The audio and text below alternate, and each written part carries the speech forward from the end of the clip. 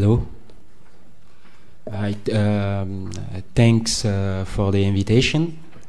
My name is Sénamé Koffi. I'm architect and anthropologist.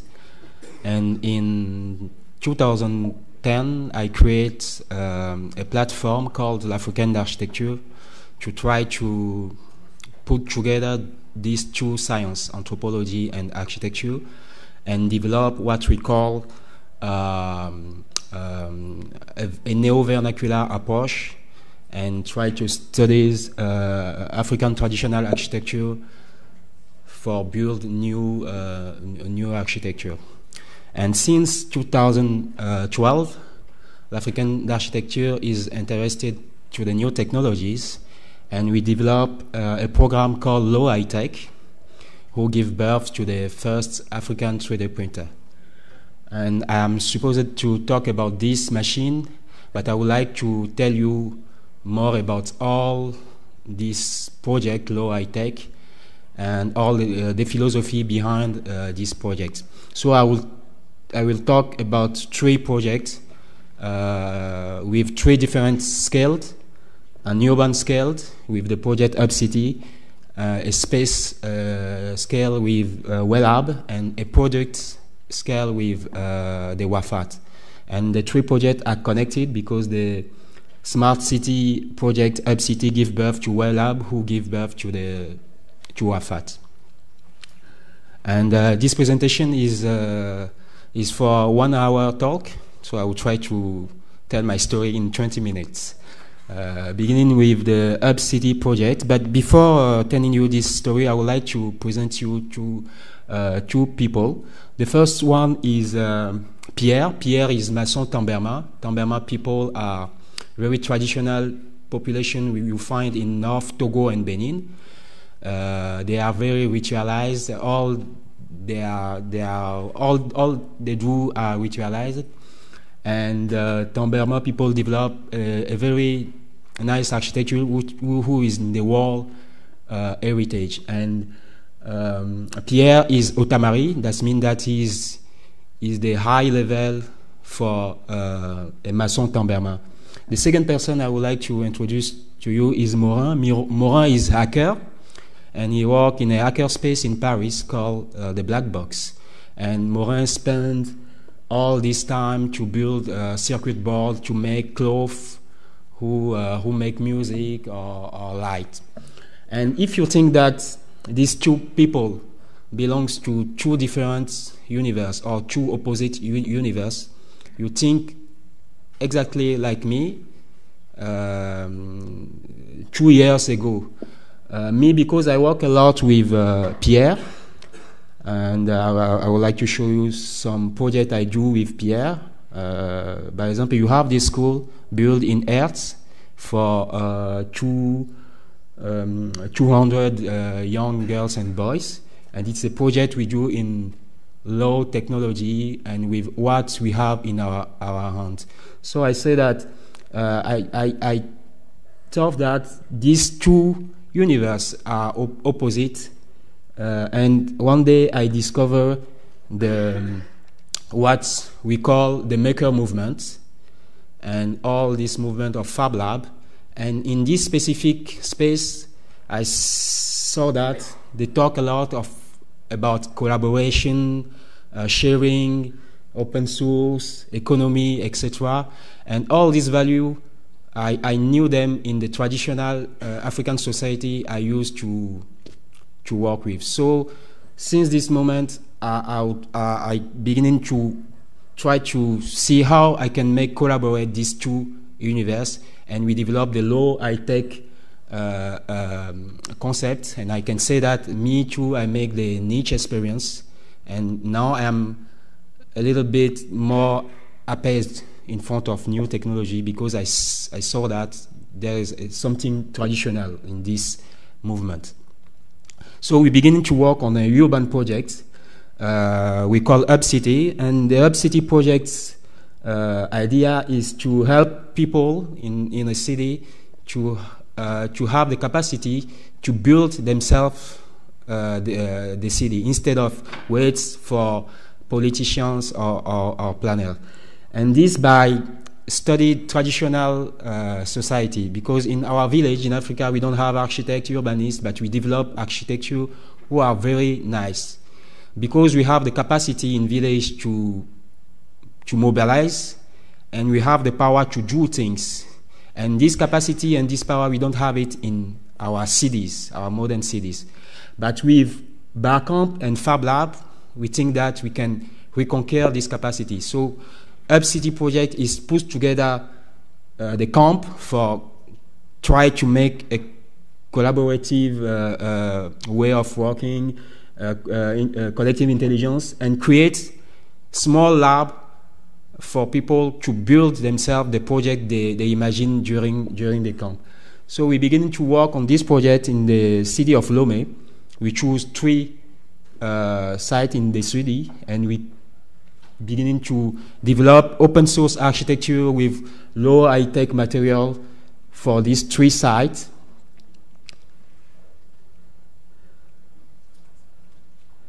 They are the project we developed during the ArchiCamp, and we try to see how make those projects sustainable.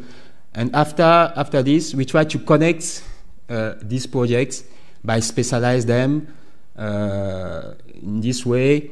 And after I have the three projects, the idea is to create a heart of this system, who will be the first Fab Lab we will create in the city, and who the first community of maker will be initiated, and the first machines will be built and can go to all the area we work on. A little small album of what we do in ArchiCamp. So we have the ArchiCamp in July and August, and we work on, as you can see, a very low tech technology, but also high technology with here the 3D printer.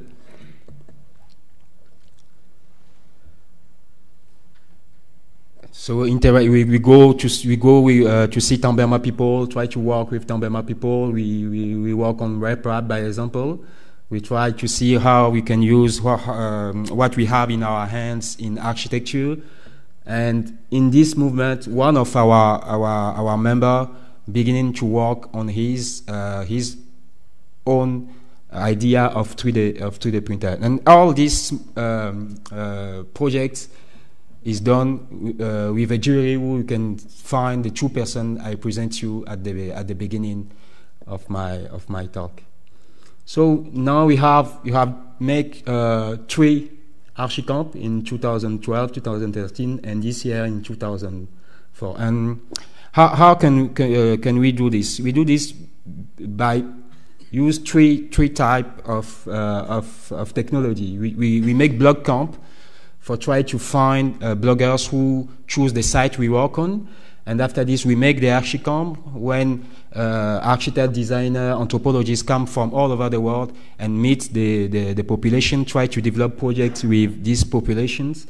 And after the camp, we create a lab where people can go and try to fabricate themselves the project we developed during the camp. So in 2012, we create WellLab after the ArchiCamp 2012. And in last year, we create WellLab Prime. And this year, we are work on the 3rd lab for this project. So now I would like to tell you more about WellLab. WellLab is the first Fab Lab we create in Togo, in Lomé. And WellLab is a philosophy, all philosophy of do-it-yourself, collaboration, etc. You have heard a lot of this since yesterday. But the specificity of WellLab is that we work a lot on community.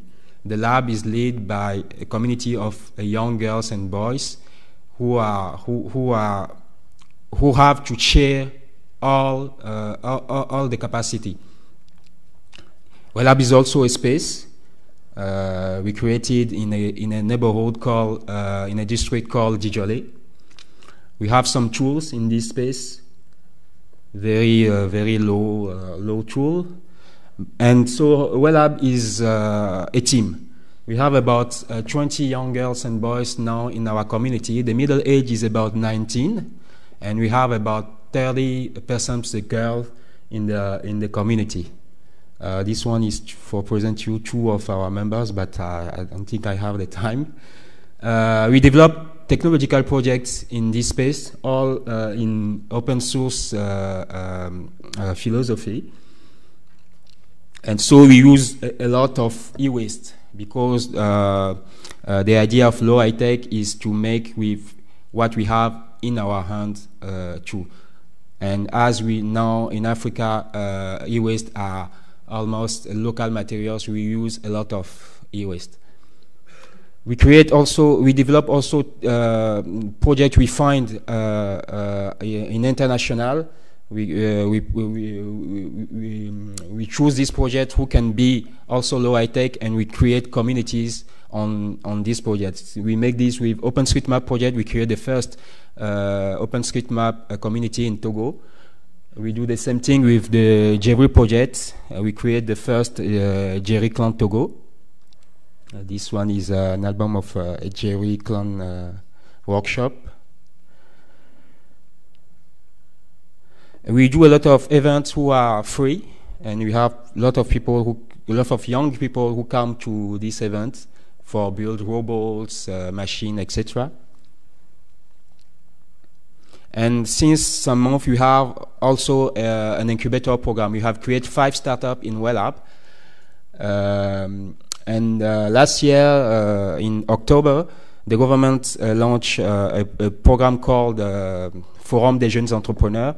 They choose the 10 best entrepreneurial projects in the country, and 3 of our startups have been in the 10, and one of them win the first prize and is considered that as the best entrepreneurial project of Togo for last year. So now I will tell you about the WAFAT. So the WAFAT project is what we call a democracy technological project. The idea comes from Afate here, and we give his name to the machine. And the idea is to use e-waste and dyed machines for build new machines. And so, as I told you, we have a lot of e-waste dump now in Africa. In Ghana, near of us, we have the biggest e-waste dump in the world. Is an entire district covered by e-waste. So we try to think to see how we can manage this problem, and maybe build a new machine we can send back to the West, because it is the West who send us all this waste. It is a collaborative project. The project is the project of the WellApp community. It's not the project of an only one person. So all of the members of our community can talk about this project, and can appropriate this project.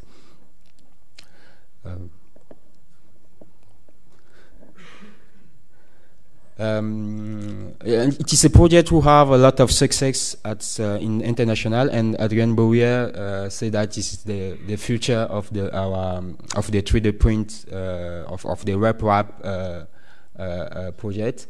But everybody don't have the faith of Adrian Bouyer, and a lot of journalists ask us how we do with this 3D printer. You have created the first African 3D printer, but what you do it for solve problem in Africa. But for the moment, that's what we do with this printer. We have a lot of architects in our community, so we make architectural model, we make some gadgets, but we are not happy of this. We will really like to find application, urgent application. So we launch a series of programs we call 3D Print Africa, to find best way to use the 3D print technology in Africa. And we have about 5 programs. I will tell you about 3 of these programs. The first program is Africa Cyber 3D Print Cafe. The idea comes from President Obama, who says that with only 15 3D print centers, the United States will be at the front of the next industrial revolution. So we choose to put a 3D printer in all our cyber cafe in Africa. So we will be at the front and not the USA. So we're beginning to work on this program in the neighborhood of Wellab. We have identified all the cyber cafe near of us, and the idea is to build a WAFAT and put it in all these cyber cafe and work on the soft, etc., to see how this new service can work in cyber cafe in Africa. The second program is 3D Print Africa Conf. We make a lot of conference. We begin in December last year to tell about this project to the specialists. The first conference we make is with doctors. We put together 50 of the best doctors we have in Togo, and we present them the technology, and we ask them to tell us what we can do with this machine for their specific domain. And the idea is to make a lot of conference like this, and every time with a specialist of a specific domain. After this conference, we beginning to work on print prosthesis element the National Prosthesis Center send us. The third program is Africa 3D Print Educative.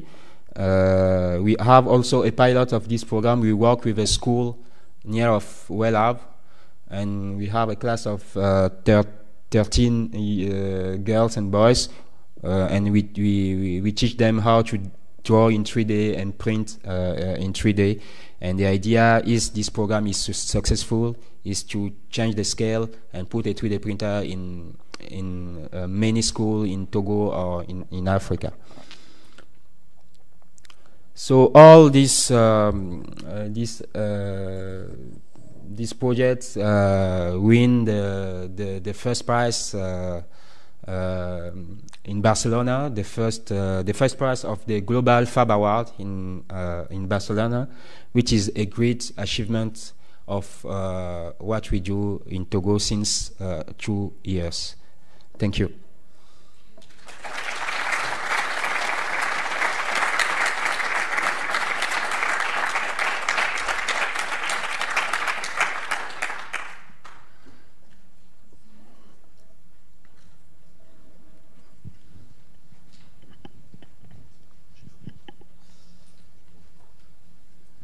Any question?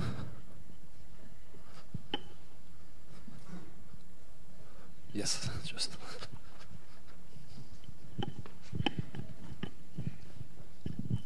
Hello. My question is about the projects are great, and one I see is especially that you are working with the public services in order to make not only an open source project somewhere for experts or business projects in the new field of open hardware and open models, but especially where you are living, trying to change the life of the people working with the public services of the city, and also, as I see, perhaps with the government. I just want to know, when you are meeting somebody of the local government or the government of the Togo, who perhaps has never heard of digital fabrication or open source mechanisms, is it easy to succeed to explain the potential to hybrid what you are doing with people paid by the public services to put machines in the public spaces? And perhaps you've got key points to succeed, to convince these people that can be very useful to share with the other, trying to move things in the cities and the countries. So please share it with us.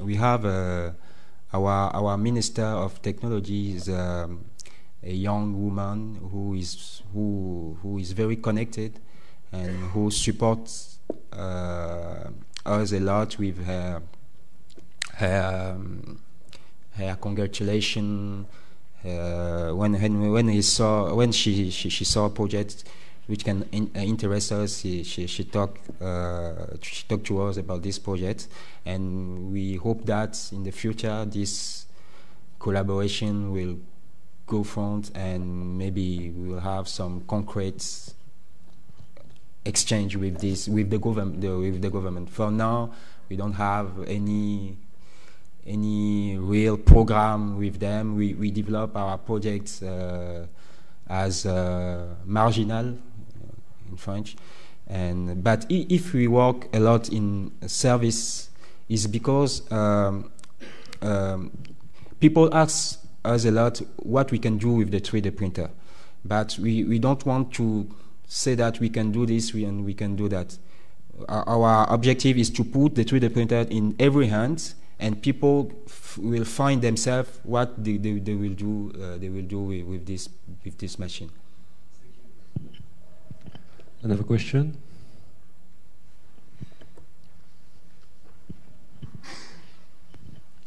I really loved your presentation. How do you cope with the management of all these ideas that converge? Because it's not easy to. You were talking about at least 6 or 5 startups. How do you cope with the management of that? The management of the startup is something we invent in WellLab. We have about 20 members in our community, and we have 5 startups, but all the members are chief of this startup. We are all around the table, and we decide all for the 5 startup, and we work. All of us work in the 5 startups. But the startup is also in the proximity philosophy of WellLab. The 5 startups are prototyped for work one for the other. So even if you don't have a contract outside, we can work. One startup can work for another, and we have a sort of global economic in WellLab. Before try to find clients outside the lab. I don't know if it is clear.